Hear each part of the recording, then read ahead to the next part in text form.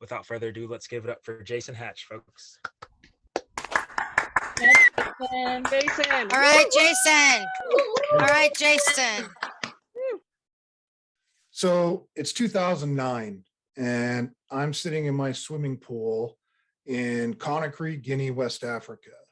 And I'm on my way to getting drunk again, drinking the local Gilux beer, which had a nice little hint of formaldehyde in it. And the best way I can describe Guinea to people is that when you get on the airplane in Charles de Gaulle Airport in Paris, there's governments and there are ATMs and there's a UN out there and everything kind of works. And then when you get off the plane in Conakry, it's just the 1970s Cold War Africa. And that's not an indictment on the people or the culture. It's just the political climate that was there. I mean, for God's sakes, the North Korean embassy was 2 blocks from my house.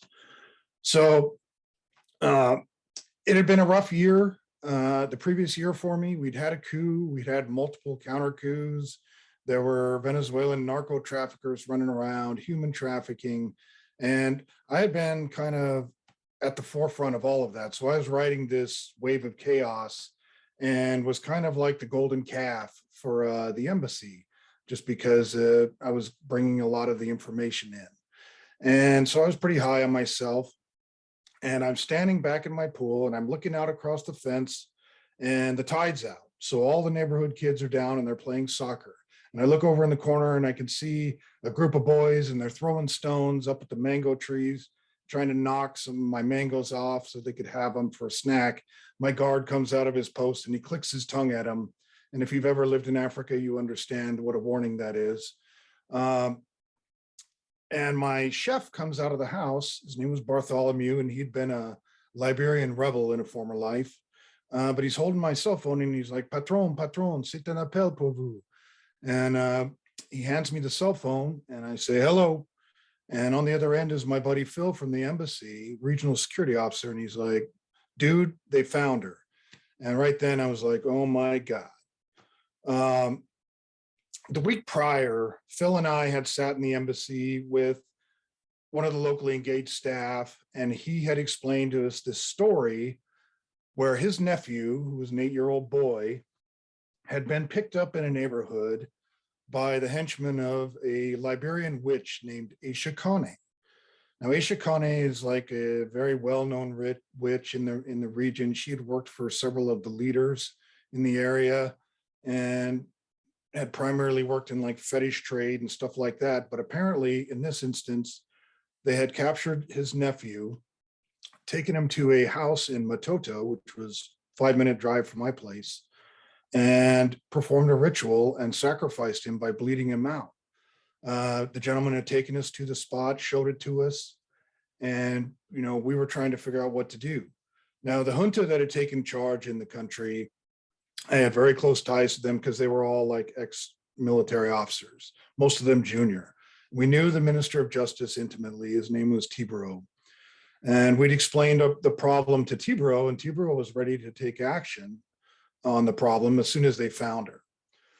So what Phil had done when he called me was he told me that he had spoken with the minister and they had a team assembled of gendarmes and they would send them in and Aisha Kane would surely be killed. And he was asking for my permission to let him do that. I told him to hold up. I needed to call the ambassador. I called the ambassador. She was one of the greatest leaders I've ever seen in my life. And I did the same thing to her. I put it on her plate and said, we found her and I left it there. And I wanted her to give me permission to tell them to send the team in and kill this person. And to her credit, she didn't do it. And it was unfair of me to ask, but she bounced it back into my court. I hung up, called Phil back, and I told him, brother, we need to stand down and don't send anybody anywhere. And from the moment I hung up that call, I just felt this big wave of shame wash over me. And the water felt 30 degrees colder. And when I got out of that pool, it felt like I left all the good parts of me, the courage, the empathy, the morality, all these other things that I thought I had in the bottom of that pool. And I'd put on this big invisible backpack, and there's like this galactic sized ball of guilt and shame in it. And I've worn that ever since. Now, I'd like to tell you that there's been some redemption somewhere along the way, or I've been able to forgive myself for not acting in that instance, but there hasn't been, and I don't think there ever will be.